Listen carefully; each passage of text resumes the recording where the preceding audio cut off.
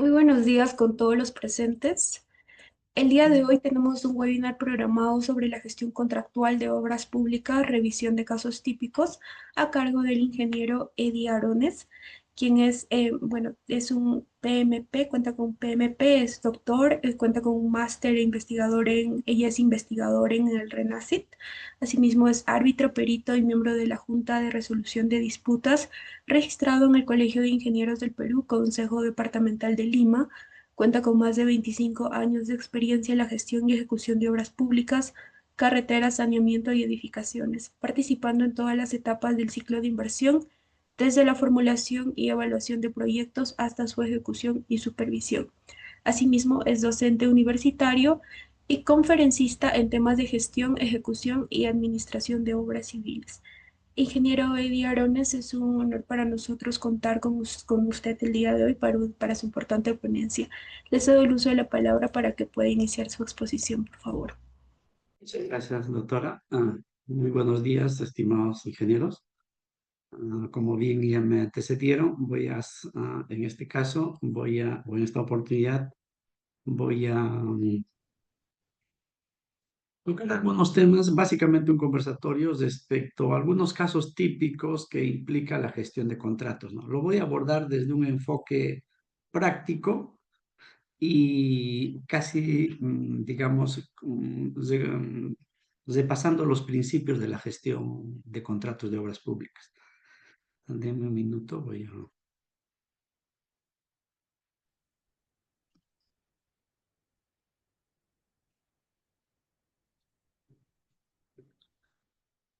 Siempre, bueno, basándome en la experiencia y en la cantidad a veces de consultas o conversaciones que uno tiene con diferentes ingenieros en este campo. Siempre aparecen algunas dudas que me parece necesario consolidarlo en algunos principios. Entonces voy a comenzar esta primera parte haciendo un repaso de algunos principios. En algunos casos son empíricos, en otros tienen base legal, pero que considero muy importantes a la hora de interpretar una situación cualquiera, ¿no? Que a veces se genera durante la gestión de contratos para cualquier stakeholder. En este caso, y como primer principio, considero que hay que tener en cuenta y recordar en todo caso, lo obvio, ¿no? Pero hay que recordar que la entidad es el cliente, ¿no? En este caso, en un contrato de obra pública, ¿por qué es el cliente? Porque es el que financia, ¿no? Y por tanto, el contratista tiene que tener en cuenta que el cliente siempre tiene la razón. Entonces, lo digo esto porque usualmente hay contratistas que, si bien se basan en el principio legal, ¿no? De que las partes son iguales ante la ley, que eso no tampoco es cierto. Se olvidan de que finalmente la entidad es el cliente. ¿Y esto qué implica? Porque al ser el cliente es el que paga la obra, ¿qué implica? Que justamente en esto se basa de que una prestación adicional es el único que puede aprobar, el único que puede aprobarlo es la entidad, porque estamos hablando de mayor costo de la obra, o sea, de un costo adicional. Entonces, él es el que va a pagar ese mayor costo, él es el que va, si es que no tiene el dinero suficiente, es el que va a tener que conseguir el dinero para pagar esa prestación adicional. Como principio general, ¿no? De hecho, podría haber una prestación adicional cuya incidencia sea cero, ¿no? Que eso es un caso particular. Pero en general, una prestación adicional es un mayor costo. Incluso por definición implica eso. Una prestación adicional es el que tiene un presupuesto adicional. Entonces, eso debemos tenerlo en cuenta como principio, siempre, ¿no? Especialmente para los contratistas, ¿no? Y bueno, y para cualquier stakeholder, ¿no? Él tiene la potestad. En esa línea, como la entidad es el que financia la obra, y estamos hablando de obras públicas, el principio incluso de una obra pública es que el 100% de la obra lo financia la entidad. Esto incluso hemos tenido un caso muy sonado anteriormente con la obra de Chincheros, ¿no? Donde se definió y se abordó ampliamente este tema de cuándo hablamos de una obra pública y cuándo hablamos de una concesión. digamos, la parte medular de una obra pública es que la entidad, al ser el cliente, es el que financia al 100%. Por tanto, el segundo principio es que el contratista no financia la obra. Esto también para recordar, en este caso para los funcionarios de la entidad o para los que trabajan en la entidad, a veces creen que el contratista debe financiar la obra. Y una forma de reflejar de digamos, de este prejuicio, lo diría, respecto a la parte de la entidad, es que primero, por ejemplo, demoran en el pago, ¿no? Cuando lo primero que deberían hacer, en tanto sea posible, debería ser un pago ágil de las valorizaciones, ¿no? O cuando se genera una prestación adicional o una ampliación de plazo, son renuentes a aprobarle la prestación adicional o la ampliación de plazo porque asumen que, bueno, el contratista está ganando dinero y no hay que darle esa prestación adicional porque es un mayor beneficio para él, equivocado de hecho, ¿no? Y que, bueno, una ampliación de plazo le voy a dar, pero siempre y cuando denuncie a sus gastos generales. Hasta ahora todavía hay digamos, ese prejuicio y creen que el contratista en cierta forma debe sacar de su bolsillo, en todo caso, para financiar una parte de la obra. Por ejemplo, los gastos generales. El hecho de no reconocerle unos gastos generales en una ampliación de plazo, básicamente lo que le estaríamos pidiendo a un contratista es que financie, pues, ¿no? Parte de la obra. Y eso no es una obra pública. En cierta forma, una entidad debe tener en cuenta, y este es el tercer principio que considero valioso, que el contratista, aparte de que es el proveedor, que es el que le va a dar el servicio de ejecución, de ejecutar la obra y que va a hacer, digamos, le va a ayudar a la entidad a cumplir con sus objetivos, es un socio.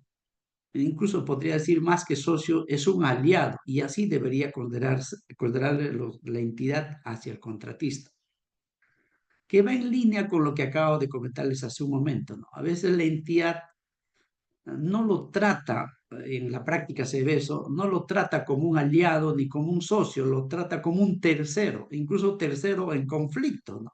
En muchos casos, a veces parte desde la supervisión y llega hasta la entidad, en los cuales le comienzan a poner, tratan de ponerle todas las trabas posibles al contratista para, digamos, que no pueda cumplir, en todo caso esto, no pueda cumplir o no pueda tener beneficio, ¿no? Hay que tener en cuenta, y esto, digamos, no es una herejía lo que voy a decir, de acuerdo a nuestro sistema económico, el contratista busca una rentabilidad cuando ejecuta una obra, es decir, busca una ganancia.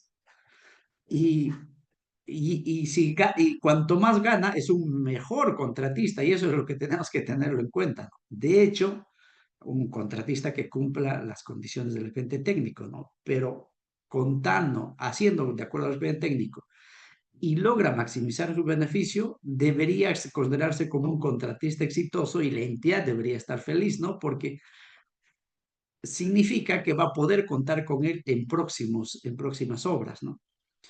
Pero usualmente todavía tenemos ese dejo lamentable de que, bueno, como el contratista está ganando, no debe ganar mucho, ¿no? Y eso, digamos, yo lo considero hasta una tara que deberíamos descartar. A la entidad debe verlo al contratista como un aliado, debería apoyarlo, ¿no? Incluso este es un principio, ¿no? Que ahora está, digamos, entrando en, no tan, bueno, en nuestro país en moda, el tema de los contratos colaborativos, ¿no? Justamente con esa idea, ¿no? De que la idea es colaborar entre las partes. Entonces, es otro punto que deberíamos siempre tomar en cuenta a la hora de tener, digamos, de ejecutar una obra. Otro principio, y que esto sí, digamos, tiene base legal y que también genera problemas durante la gestión de contrato, que más adelante voy a detallar algunos casos, es que el presupuesto del expediente técnico debe considerarse como un valor referencial. ¿Por qué es un valor diferencial que ha utilizado la entidad para establecer un valor referencial o un costo aproximado de su obra para lanzar a licitación la obra o el proyecto, ¿no? Entonces, al ser un valor referencial y por tanto todo lo que lo contiene, las partidas, sus precios unitarios, no los metrados, si es que estamos en precios unitarios, incluso en suma alzada, ya digamos pierde relevancia este tema, deja, digamos, de tener valor o tiene valor únicamente para efectos de la selección del contratista. Y desde el momento en que el contratista presenta su oferta, bueno, el contratista no, en este caso el proveedor, ¿no? El proveedor presenta su oferta económica y esta es aceptada y finalmente se suscribe el contrato con esta oferta económica, a partir de ahí, esta oferta económica reemplaza al presupuesto referencial o al presupuesto del plan técnico. Más adelante voy a entrar a detalle y cuáles son los problemas o los casos que usualmente se generan digamos, por olvidarse de este tema. Y este es un principio que deberíamos todos tenerlo en cuenta. La oferta económica reemplaza, incluso ni siquiera reemplaza, ya es la única válida durante la ejecución del contrato. Ya para nada debería tomarse en cuenta ni revisarse el presupuesto del PT. Me adelanto rápidamente los casos, ¿no? Usualmente, durante la ejecución del contrato, el contratista, a veces, por un lado, ¿no? Es un caso, ¿no? En que el contratista reclama a la entidad porque en el valor referencial o en el presupuesto del plan técnico no tomaron en cuenta unos rendimientos correctos para determinar el precio o no pusieron un insumo que debería haberse puesto, ¿ya? Durante la ejecución del contrato, ¿no? Y cuando eso ya pues no tiene sentido, ¿no? Lo que ahí vale es la oferta del contratista y tampoco podría, digamos, reclamarle algo que el contratista no ha considerado dentro de su oferta o el error que haya, digamos, tenido a la hora de presentar su oferta y luego reclamarle diciendo de que eso no estaba en el presupuesto. Entenderá, y eso lo voy a desarrollar con más amplitud más adelante, en que el contratista es el único responsable de su oferta económica y se entiende que ha realizado esa oferta económica sobre la base de un estudio completo de los requerimientos del proceso de selección. Pero lo dejo ahí para desarrollar más adelante, que eso hay que tenerlo siempre presente. En esa misma línea, hay que tener en cuenta que igual la programación de obra del expediente técnico que la entidad ha utilizado para establecer el plazo de ejecución de la obra, que incluso es no negociable, es reemplazado por la programación de obra que presenta el contratista a la firma de contrato.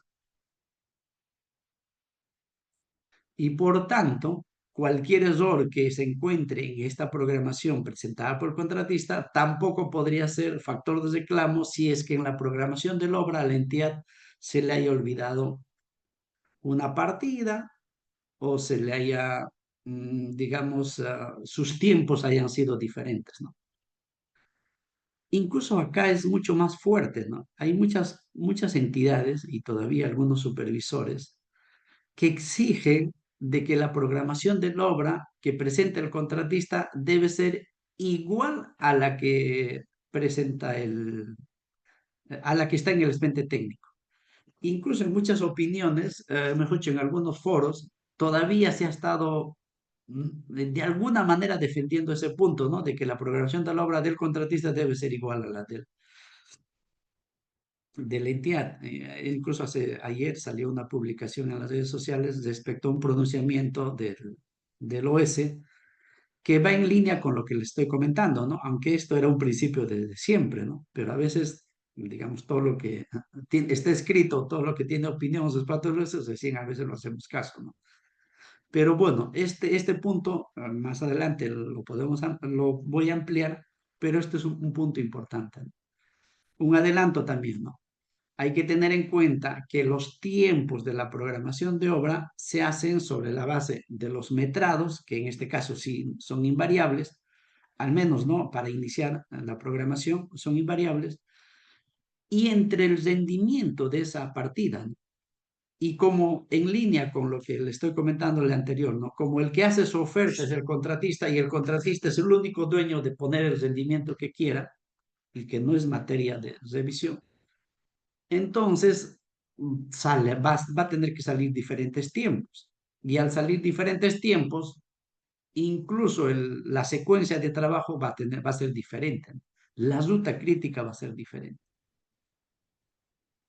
En línea con eso, como el responsable de la oferta económica es el contratista, por tanto, los precios unitarios de la oferta económica tampoco son revisables, ¿no? Como el responsable de esta oferta económica es el contratista, la entidad no podría, y eso también son casos que pasan, no podría exigirle luego, una vez firmado el contrato, y ha pasado esto, ¿no? Es un caso que no es recurrente, pero usualmente todavía está sucediendo, en que comienza incluso desde la supervisión, en la cual comienzan a revisar los análisis de precio unitarios de la oferta del contratista. Y cuando detectan que han puesto, por ejemplo, unos rendimientos muy fuertes, quieren reclamarle al contratista de que esos rendimientos son muy fuertes y por tanto está cobrando mucho y por ende hay que descontarle o reducirle ese precio. Esto es un principio que hay que tener en cuenta, ¿no? Que los precios, este principio desde un ámbito jurídico se denomina la invariabilidad de la oferta económica, ¿no? De los precios unitarios. Solo del precio unitario. De hecho, la oferta económica puede variar por una prestación adicional, por un mayor metrado, etcétera, ¿no? Pero me voy al tema de que el contratista es dueño de lo que haya hecho en sus análisis de precios unitarios. Nadie le podría decir por qué si en concreto 210 solo va 9 bolsas, por qué le has puesto 15 bolsas, ¿no? Nadie le podría decir, ¿no? Así como la entidad no le podría reclamar eso, tampoco le podría decir, hoy pobrecito, has puesto solo una bolsa para concreto 210 y te voy a reconocer las 8 bolsas. Eso no se va a dar, ¿no? Entonces, ese es otro principio que hay que siempre tenerlo presente.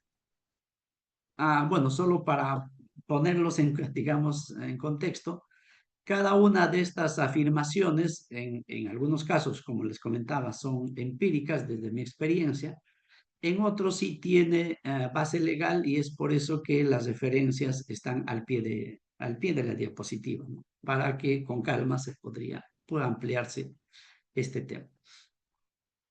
Eso, digamos, como primeros principios. Luego, y esto es lo obvio, es casi un axioma, pero todavía pasa, ¿no? Que hay profesionales y bueno, hay que tener en cuenta que cualquier afirmación o sentencia que se diga en obra, o orden en todo caso en obra,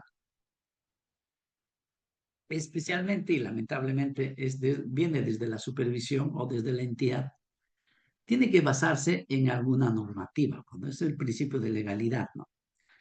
Usualmente todavía pasa, y hasta ahora incluso no, me comentan algunos ingenieros en que el supervisor les dice, no, tiene que ser de esta manera, o tienes que presentarlo de esta manera. Y cuando, digamos, le preguntan al supervisor, pero ingeniero, ¿cómo, dónde dice eso? No, a mí me parece y así debería ser, ¿no? Entonces, en contratos públicos no hay que a mí me parece, no hay que yo lo digo, no hay, entenderán que no hay forma que eso se dé, ¿no? Toda afirmación tiene que estar basado en la normativa o en alguna opinión, o en alguna norma técnica, pero tiene que estar sustentada. No hay que, bueno, por mi experiencia, podría ser como una recomendación, de hecho, ¿no? Podría decir, mira, por experiencia, el proceso constructivo lo deberías hacer así. Famosos usos y costumbres, ¿no? Pero para que digamos, efectas responsabilidades u, u obligaciones, una orden sí tiene que estar basado en la normativa. Otro principio, y básicamente creo que hasta como una sentencia, debe tenerse en cuenta especialmente para la entidad, es que la resolución de contrato siempre es un fracaso de gestión. No es un logro, ¿no? No es un éxito, ¿no? A veces, lamentablemente, y es una pena que todavía algunas entidades dicen, he logrado resolver el contrato, ha sido una buena gestión. Digamos, eso es lo más triste que podría uno escuchar, ¿no? Hay que tener en cuenta que la resolución de contrato siempre va a ser un fracaso de gestión.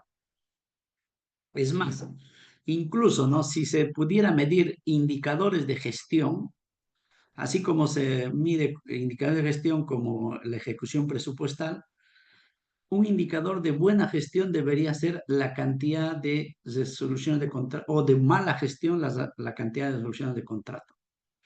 Si bien esto va para la entidad en general, tanto para la supervisión como para el contratista, para todos, la resolución de un contrato definitivamente es un fracaso de gestión. ¿Y por qué? Porque el negocio de las entidades es entregar obras. O sea, digan, estamos hablando de entidades ejecutoras, ¿no? En ese marco nos estamos moviendo. Entonces, por tanto, siempre un funcionario público debe preguntarse, ¿no? ¿Cuál es mi negocio?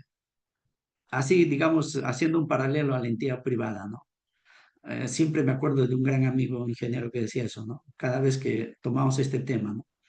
¿Cuál es el negocio del que vende, por decir, cartones, ¿no? Es vender la mayor cantidad de cartones. Si no vende cartones y no sale sus cartones, va a fracasar en su gestión, pues, ¿no? Entonces, igual de la entidad, ¿cuál es el negocio de una entidad ejecutora? Es hacer obras. Si no hace obras, prácticamente está por gusto, ¿no? No, ni debería existir. El dinero que estamos pagando todos por sus honorarios, por sus gastos logísticos, etcétera, está yéndose al agua, ¿no? Si no vas a poder hacer las obras por las cuales se le ha encargado. Entonces, por tanto, siendo el negocio de una entidad el hacer obras, el no hacer obras significa que está fracasando, ¿no?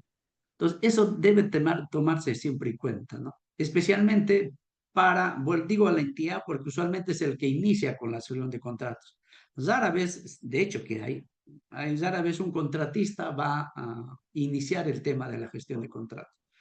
Usualmente, por estadísticas, bueno, ahorita no tengo el dato, pero sé que me entenderán, la mayoría de resolución de contratos nace de la entidad.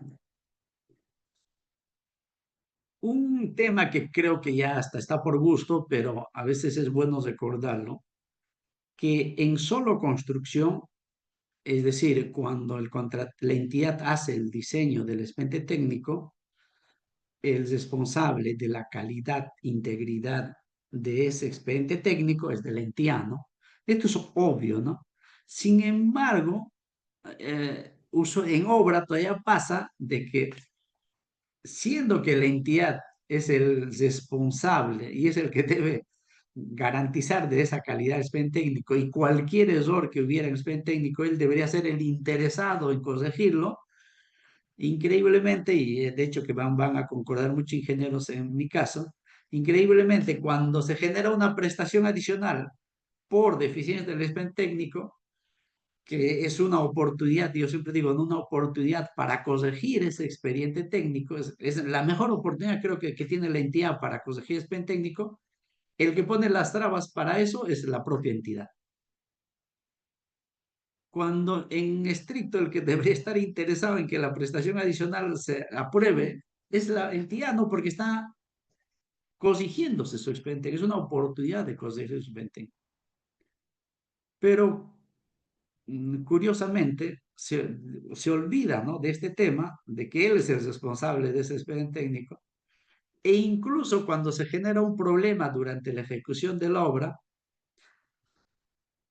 pasa que la entidad todavía le exige o les reclama al contratista diciendo, dame una solución, hazme el diseño, mándame tu diseño.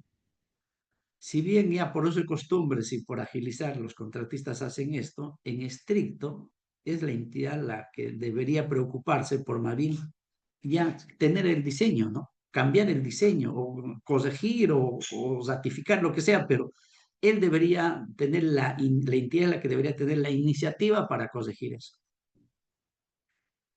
A la inversa, que también es un axioma, en el caso de diseño y construcción, que es el contratista el que elabora, ahí sí, ¿no? Digamos, él es el contratista, es el responsable de la calidad y por tanto no podría reclamarle a la entidad sobre un error del expediente técnico, ¿no?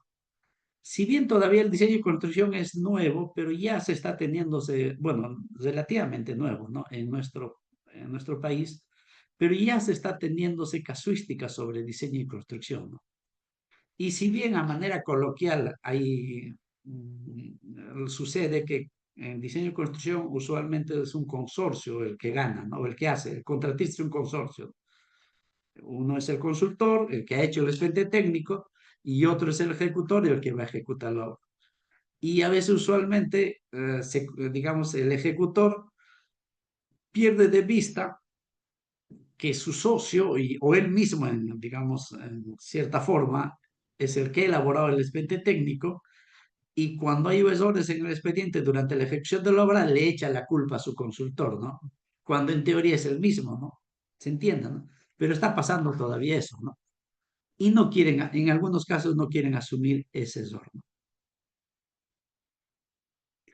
Otro punto, y va en línea con lo que acabo de comentarles, es que hay que tener en cuenta, y esto viene desde la propia Contraloría, que los presupuestos adicionales, incluso las que son producto de una deficiencia del expediente técnico, no son perjuicio al Estado. Por el poco tiempo, digamos, no lo va a desarrollar más, pero esto incluso, bueno, ahí tienen a pie de página la documentación con la cual pueden, digamos, ampliarlo, pero tiene sentido, ¿no? Con lo que acabo de comentarles respecto a la responsabilidad de calidad del expediente técnico, de que aún siendo una deficiencia, no son un perjuicio económico. ¿Por qué? Rápidamente, ¿no? Porque una prestación adicional por concepto significa un trabajo que es necesario hacerlo, ¿no? Entonces, si es necesario hacerlo, significa que desde un inicio, ¿no? Por ser deficiencia, ¿no? Desde un inicio ya debió haber estado condenado. Como no ha sido condenado es porque por eso es que nace la figura de una prestación adicional. Entonces, si hubiera sido condenado desde un inicio, significa que ese costo debió haber sido condenada en el proyecto original. Rápidamente, infiriendo, ¿no? Significa cuando hay una prestación adicional es que el expediente técnico ha sido subvaluado. Y lo único que estamos haciendo es equilibrar ese costo o reponer ese costo. Lo que más bien ah, es un perjuicio al Estado, y menos mal la normativa actual lo ha desarrollado, lo que es perjuicio al Estado más bien es la demora en la gestión de esa prestación adicional. Incluso es ahora, digamos, la redacción de nuestra normativa es un poco fuerte respecto a esta, digamos, a las responsabilidades por la demora en la aprobación de la prestación adicional. Dicho eso, entonces, bueno, poniéndonos en contexto en todo caso, entro al tema de la gestión de contratos. Y para ello, quiero comentarles o Ahora, mencionarles, tal como ven en ¿no pantalla, se salido, ve en no, pantalla. mami? Dios. Bueno, siempre a veces se pone bonito y anecdótico cuando a alguien se le prende el micrófono, ¿no? Y así nos recordamos de esta sesión. Entonces, les comentaba que a veces, usualmente consideramos que cuando hablamos de gestión de contratos es igual a la administración de contratos y por ende asumimos que esta gestión de contrato y por ende la gestión de contrato inicia cuando tenemos el contrato y bueno, y cuando concluye ese contrato, ¿no? Entonces, este es uno de los errores, considero errores, porque una buena gestión de contratos inicia mucho más antes.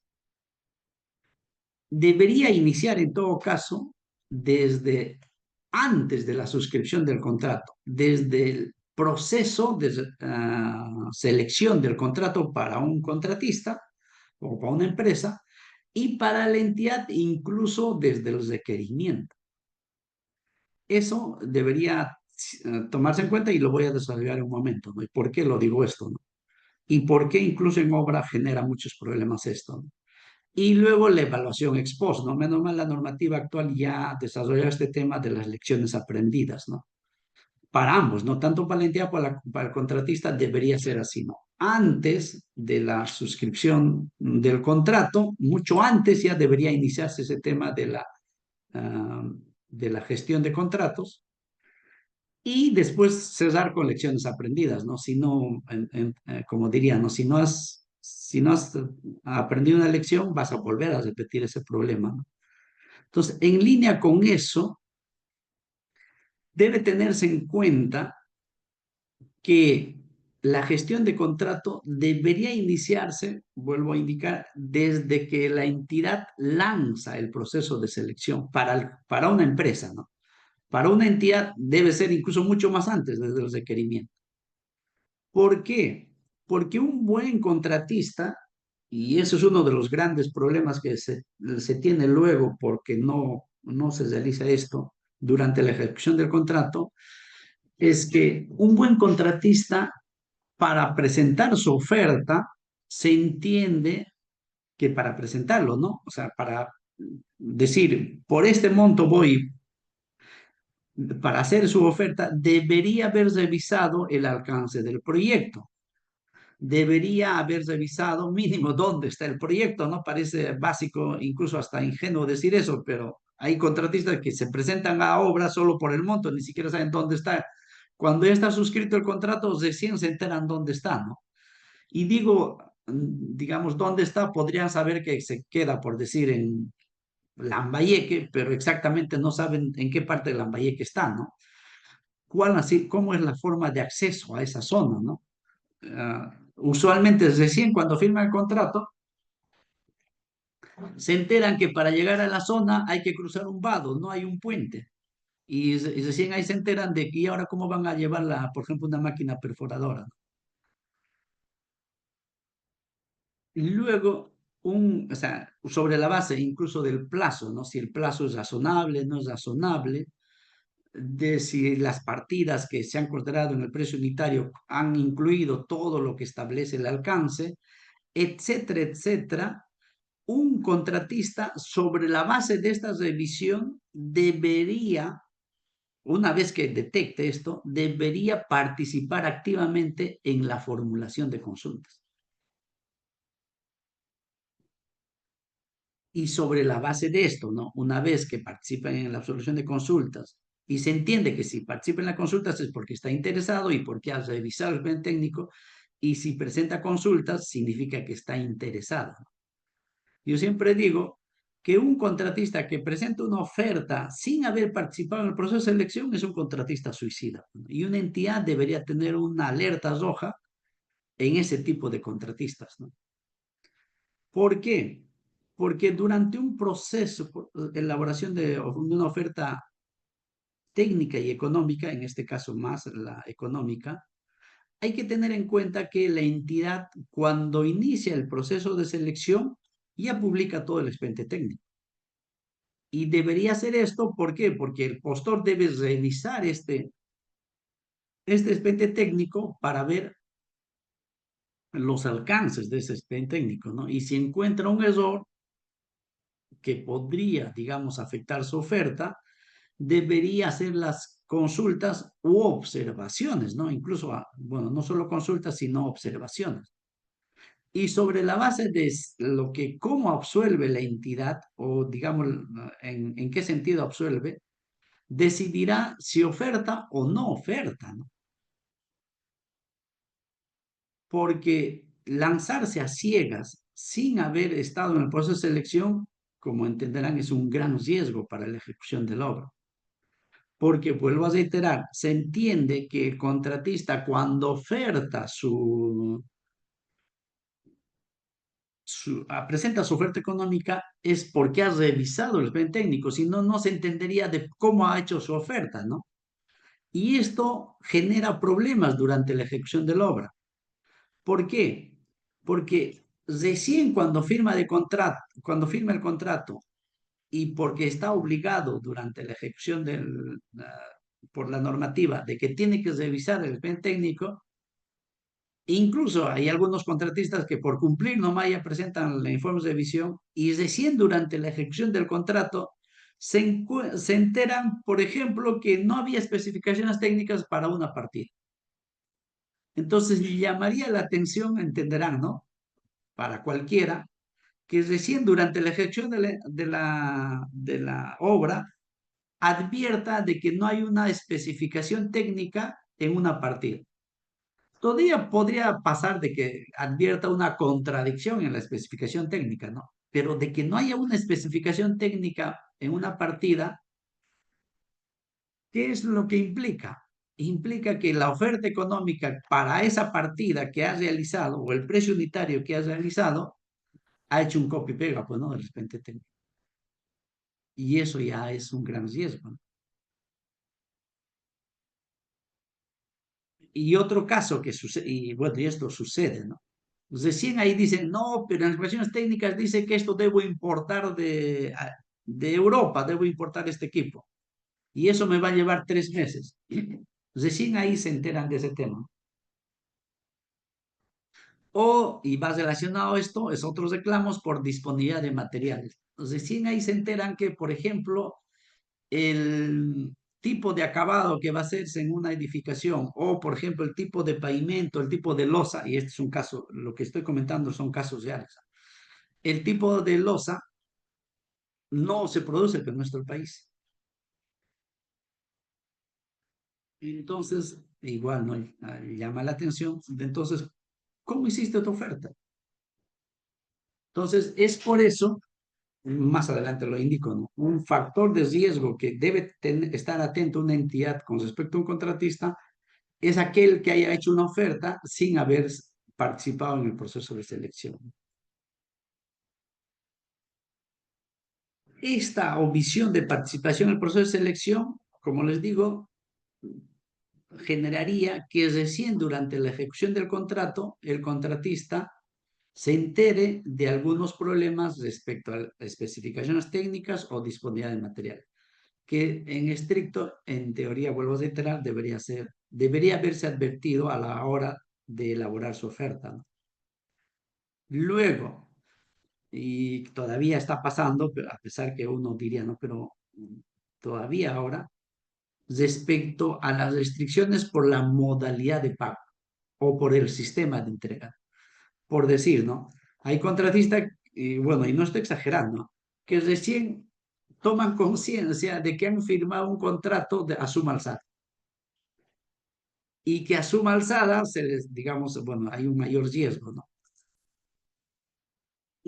O por ejemplo, hay contratistas que recién se dan cuenta que asumen ya o se enteran que cuando han firmado contrato, que el sistema de entrega es diseño y construcción y que tienen que hacer el diseño y que incluso recién ahí asumen o ven la magnitud de la responsabilidad que tienen respecto al sistema de entrega. Y ya temas que ya incluso se podría pasar esto, pero igual, ¿no? Pudo haberse advertido desde si es que se hubiera revisado correctamente, especialmente contratistas experimentados. Por ejemplo, ¿no? Si tenemos carreteras, un contratista experimentado lo primero que va a revisar es dónde están las canteras de esa carretera, ¿no? Entonces, que durante la ejecución de la obra, salvo que lo haya hecho, digamos, por estrategia, recién estés reclamando por limitaciones de canteras, bueno, todavía podría ser entendible, ¿no? Porque, bueno, por la complejidad del proyecto, ¿no? Y porque es precio unitario y ahí no habría muchos problemas. Pero de todas maneras, resalto ese tema, ¿no? Limitaciones de cantera, limitaciones de accesos. Recién se entera que no hay accesos, por ejemplo, a la obra para equipos. Y ha pasado esto, especialmente en la construcción de puentes, ¿no? Se enteran que, por ejemplo, para llegar al puente tienen que pasar por túneles estrechos, cuando por una leidita de la memoria descriptiva pudieron haberlo advertido, etcétera, ¿no? Entonces, esos son los casos típicos que generalmente se ven en obra porque justamente el postor no ha participado durante el proceso de selección. En esa línea me he permitido mostrarles rápidamente de que esto va para todos, ¿no? Pero especialmente para los contratistas, de que, y esto, bueno, es de conocimiento general, ¿no? Pero solo para recordarlo, ¿no? Un contratista debe tener en cuenta que su nivel de riesgo aumenta y debería pensarlo bien cuando va a ofertar en función al sistema de entrega o modalidad de pago del cual, digamos, estás realizando el proceso de selección. Entonces, digamos, el que tiene el menor riesgo, y hay, aunque sea sin revisar el plan técnico, puede lanzar su oferta, exagerando, ¿no? Es en el de solo construcción y a precio unitario. En el otro extremo es el diseño y construcción de llave en mano. Digamos, acá sí debería pensárselo muchas veces para presentar su oferta, porque es el que genera más riesgo, desde el lado del contratista, ¿no? Desde el lado del contratista. En el intermedio, digamos, hay otros sistemas de entrega y modalidad de pago. Entonces, entenderán que en función a lo que acabo de comentarles, ¿no? Cuanto más riesgo existe, en este caso para el contratista, en función a, digamos, al sistema de entrega, por ejemplo, en diseño y construcción ya en mano, primero debería ser batallar incluso durante el proceso de selección y a pesar de eso, recién pensarlo bien y hacer su oferta o hacer una gran o una buena oferta, ¿no? Entonces, esta curva de riesgo que ya es conocida, bueno, como ven, es prácticamente una asíntota que comienza con el de menor riesgo, en este caso para el contratista, ¿no? Y a la inversa será para la entidad, pues, ¿no?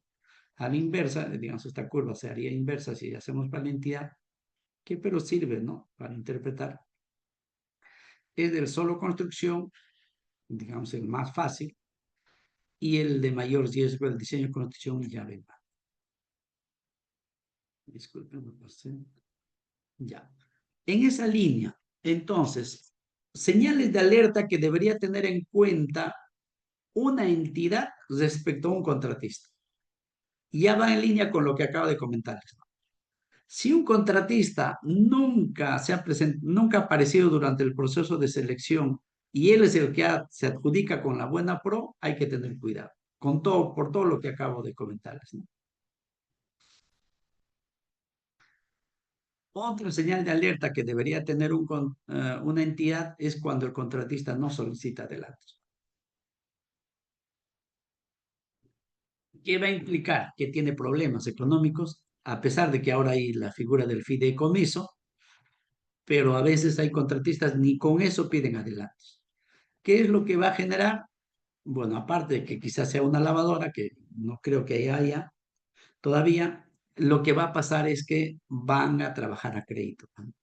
Y va a ser un gran riesgo, van a trabajar a crédito con sus proveedores y podría generarse un gran problema para la entidad si por alguna razón falla el contratista y los proveedores van a ir en reclamo a la entidad. Entonces, el mayor preocupado porque el contratista pida adelantos debe ser la entidad. Otra señal de alerta durante la ejecución contractual, y esto es un principio de vida que siempre digo en mis clases de gestión de contratos, es que el residente de obra se pelea con el supervisor.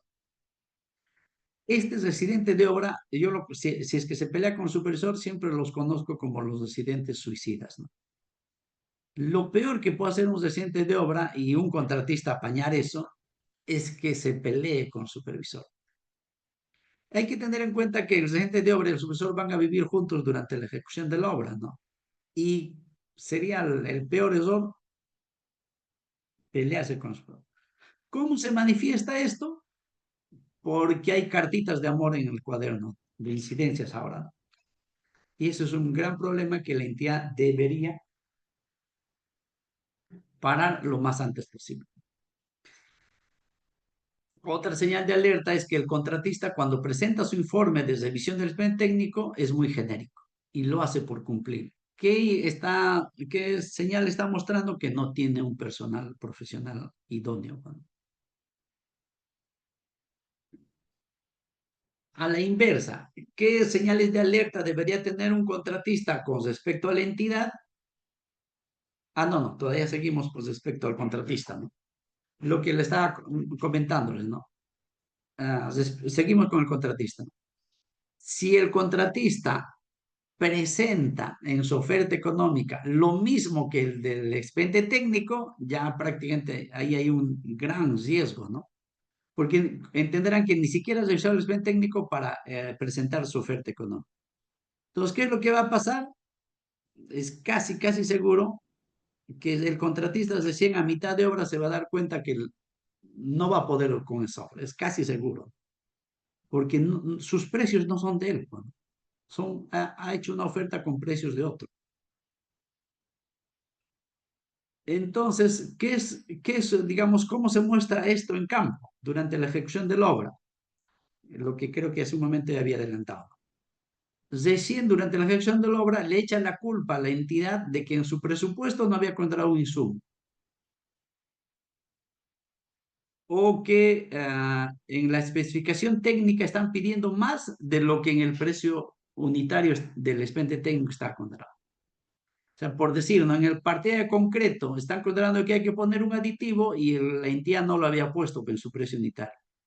Pero como el contratista ha hecho un copy-pega de esa oferta, recién ahí se da cuenta que él también no ha ofertado aditivo. Y ahí comienza el reclamo a la entidad de que era un error del expediente técnico y le has inducido un error. No le indució un error, no ha revisado nada el contratista. Esas situaciones suceden durante la ejecución de la obra justamente con contratistas que hacen un copy-pega nomás de su oferta económica del valor diferencial. Y a más grave es cuando ya no hay partidas, ¿no? Incluso si fuera suma alzada, mucho más grave todavía. Lo otro es cuando el contratista presenta la misma programación.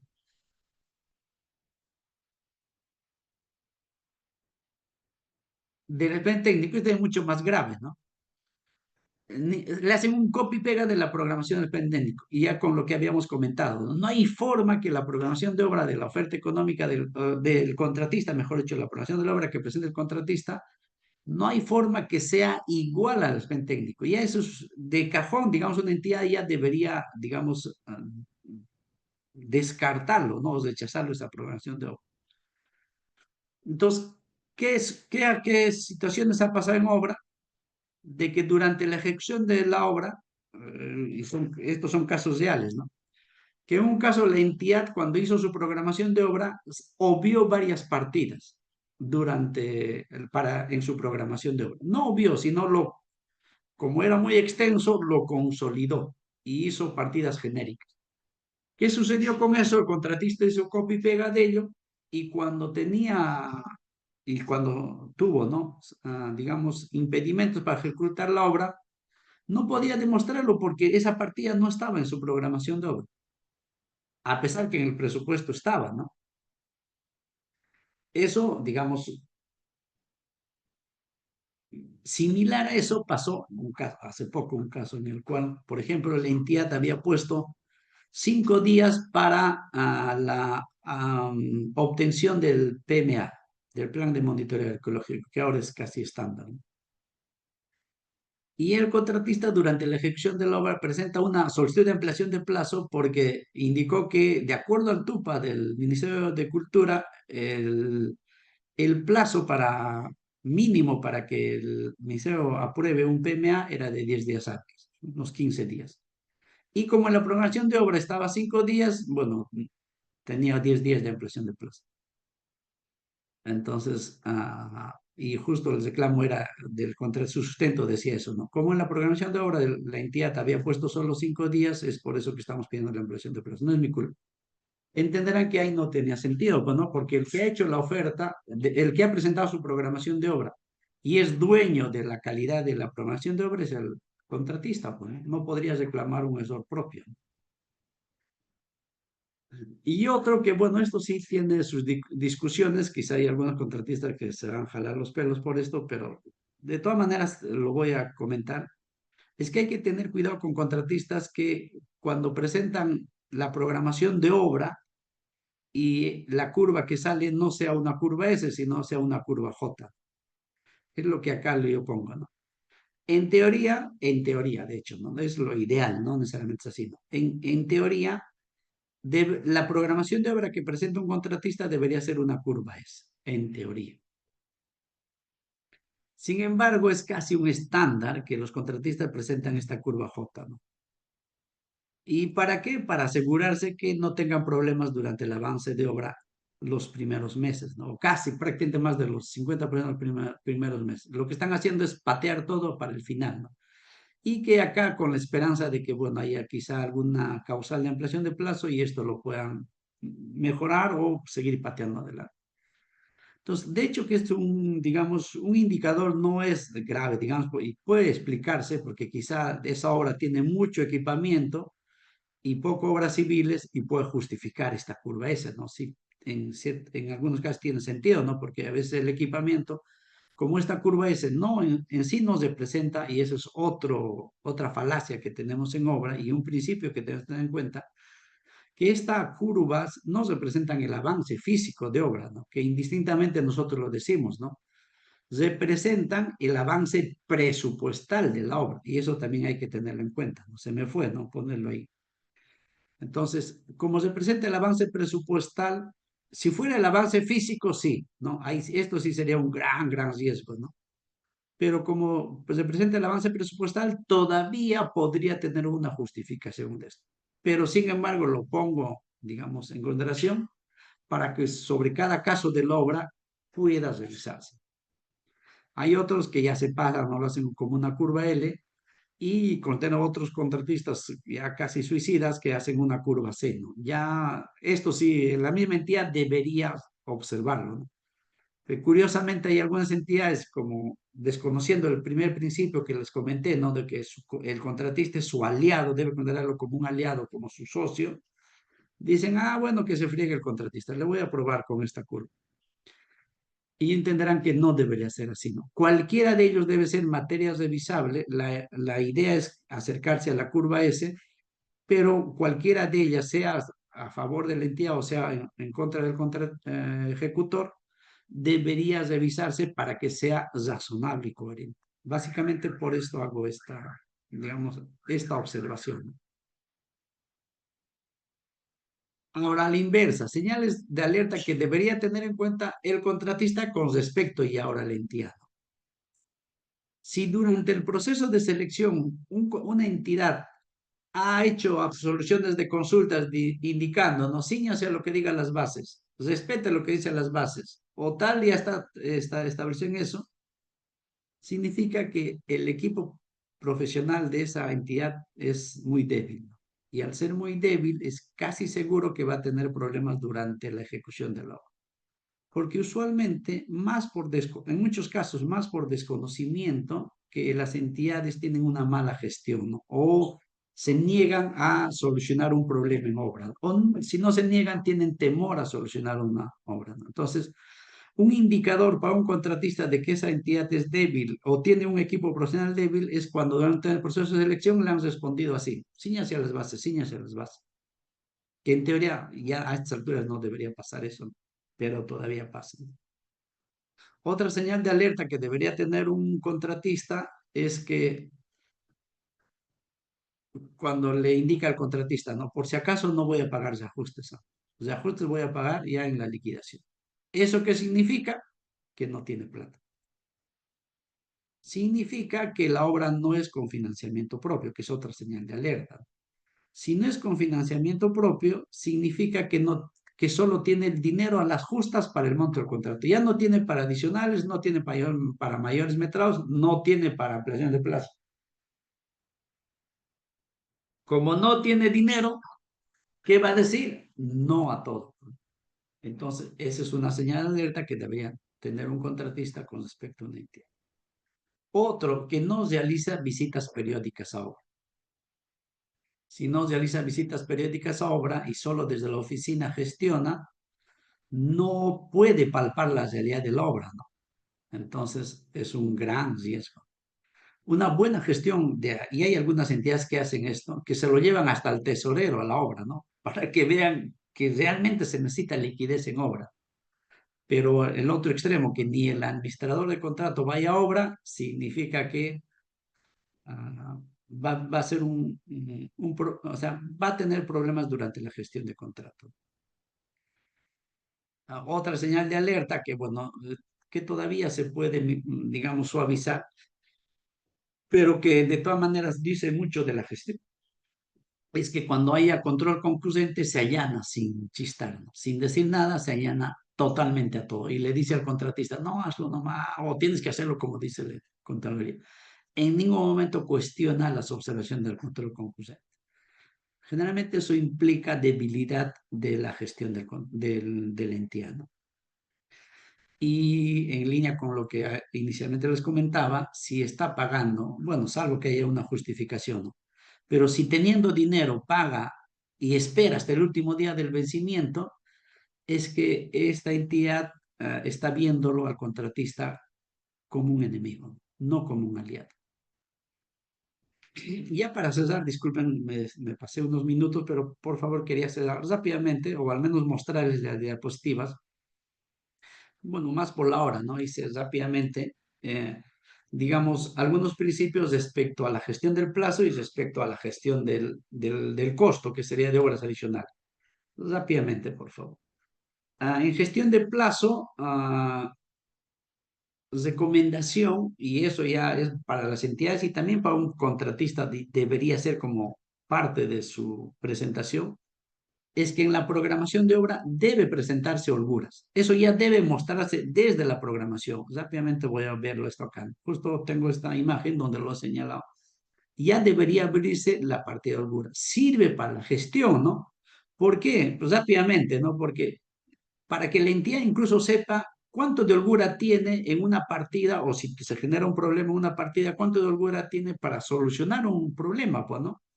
Por ejemplo, lo muestro rápidamente, en una partida corta en roca suelta, y si hay problemas, quizás, no sé, de acceso o algún problema, sabe que solo tiene, en este caso, ¿no? Solo tiene 10 días para solucionarlo eso. Si no lo soluciona en 10 días, ya se va a generar un problema. Entonces, este tema de la holgura debe abrirse y debe ser, digamos, como parte del formato digamos, cuando se presenta programación de obra. Ahora ya está establecido, ha tenido que salir en la definición actual del nuevo reglamento lo que siempre se decía, ¿no? La demora en la ejecución de una partida no crítica modifica la programación de una obra cuando supera su holgura. Y va en línea con lo que les estoy comentándoles, ¿no? Basta que supere esa holgura, esa partida debe entrar en ruta crítica y va a generar afectación en la programación de obra. Otro tema, que bueno, rápidamente lo paso, disculpe. Causales diferentes en diferentes periodos generan solicitudes independientes. Esto usualmente a muchos contratistas se les pasa, ¿no? O generalmente no, la típica, ¿no? Presentan una consulta. Esa consulta implica una modificación del proyecto. Por tanto, va a implicar una prestación adicional. Entonces, ahí es casi seguro que se va a generar tres causales diferentes, ¿no? Una podría ser la demora en la consulta, que es una causal diferente que implica una solicitud de ampliación de plazo diferente. Otra podría ser la demora en la aprobación de la prestación adicional, una causal diferente, su solicitud independiente. Y otro, la ampliación de plazo por la ejecución propia de la adicional, otra causal diferente, otra solicitud independiente. Hay muchos casos que en la ampliación de plazo ponen como inicio de causal cuando hicieron la consulta y final de causal cuando ya terminó cuando aprobaron la ejecución adicional. Y como verán, ya está muerto, ¿no? Quizás solo se podría salvarse, creo que nada se puede salvar, ¿no? Pero bueno, todavía se puede revisar algunos casos. Para evitar esos problemas, hay que tenerlo presente lo que esto estaba siempre, ¿no? En el reglamento y lo han vuelto a ratificar en el nuevo reglamento. Esto respecto a la gestión de costo, disculpen, rápidamente lo paso, ya me pasé un poquito el tiempo, pero un mejoramiento no es un adicional en gestión del costo, ¿no? Eso también es un principio, ¿no? Generalmente se confunde una prestación, un mejoramiento con una prestación adicional. Por decirlo rápidamente, el piso manda de concreto. Quizás por la prisa estoy poniendo un ejemplo quizá muy extremo, ¿no? Pero el piso manda un concreto, pero viene por decir, los padres de familia dicen, no, de concreto, no, hay que ponerlo de parquet, que sea más bonito, todo. Ah, ya, es un adicional por cambio de piso, que no sea de concreto, sino de parquet. Eso es un mejoramiento, no es una prestación adicional. De esto hay muchos casos en los cuales se confunde mejoramiento con adicional. Luego, con el principio de que la entidad es el cliente y es el que financia, hay que tener en cuenta que la entidad es el único que puede aprobar la prestación adicional. ¿Cuál es el principio? Él es el que pone la plata, pues, ¿no? Él es el dueño de la plata, ¿no? Es como todo dueño, ¿no? Que hace una obra, ¿no? La demora en la evaluación adicional no es causal de desaprobación. Eso también, bueno, no está regulado en esta norma, pero hay una opinión respecto a eso, ¿no? Usualmente hay algunas entidades que dicen, ah, no, tenía que presentarlo en solo 15 días calendarios y lo ha presentado en 20 días o 30 días, ya, entonces no lo apruebo la prestación adicional. Primero, la entidad está haciendo un suicida al no aprobarlo esa prestación adicional con todo lo que hemos comentado anteriormente. Segundo, está cometiendo una ilegalidad, ¿no? Con lo que, bueno, incluso ahí está la base normativa, ¿no? ¿Y por qué? Porque en solo construcción, como hemos dicho hace un momento, el interesado en que se apruebe el adicional es la entidad. Muchas gracias por su atención, estimados amigos. Es una mirada general a todo lo que son la gestión de contratos, ¿no? Muchas gracias. A usted, ingeniero Eddy, muchísimas gracias por su valioso aporte. Hemos estado muy atentos, muy interesante también. Pasamos a la ronda de preguntas y comentarios y para iniciar del señor Teodoro Espinosa. Los fiscales definen las prestaciones adicionales como actos colusorios para favorecer al contratista en agravio del Estado. Es como un comentario, ¿no? Agradezco al ingeniero Manuel por este comentario. Pero rápidamente comentarles un caso, ¿no? Rápidamente, esto hace un par de años atrás, un ingeniero supervisor preocupado me dice, no, mi obra, el fiscal me ha denunciado por una prestación adicional, algo similar a esto. Era una obra de saneamiento, ¿no? Y estaba muy preocupado, asustado y todo, porque incluso los fiscales se mandan mucho y hasta pueden haber hasta previsiones preventivas y embargos de cuentas, ¿no? Entonces, conversando le dije, hay que tener en cuenta que en toda ejecución contractual, cualquier discrepancia, por ejemplo, podría ser, aunque bueno, ya estamos hablando de prestaciones nacionales, pero la recomendación igual, cualquier controversia podría incluso un poco encauzarle, no tanto por la aprobación de la prestación adicional, sino quizá por la validez de que eso no era una obligación contractual del contratista, por ese lado, digamos, porque si es una prestación adicional es porque no era una obligación contractual, ¿no?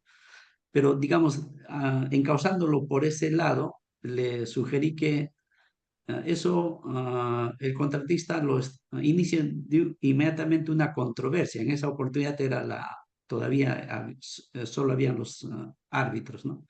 O en esa obra creo que solo había árbitros. Y dicho eso, atendió a mis recomendaciones, el contratista se fue en controversia, se abrió el tribunal, se instaló el tribunal y inmediatamente se pidió al tribunal que curse carta al fiscal, que pare todo hasta que el tribunal decida respecto a este tema. Y ahí, bueno, la verdad, ya no sé en qué quedó esto, pero al menos ya lo vi tranquilo a ese ingeniero, ¿no? Porque ya el fiscal, bueno, por el tema, porque estamos en un estado de derecho, ¿no? Le hizo caso al tribunal arbitral y lo suspendió hasta que el tribunal decida, ¿no? Una recomendación en ese caso del ingeniero Teodoro es que, digamos, si es que tuviera esos casos, recomendar a las partes en todo caso que opten por ese lado, ¿no? Sí, a veces hay algunos fiscales que se mandan. Muchas gracias, ingeniero Eddy. Tenemos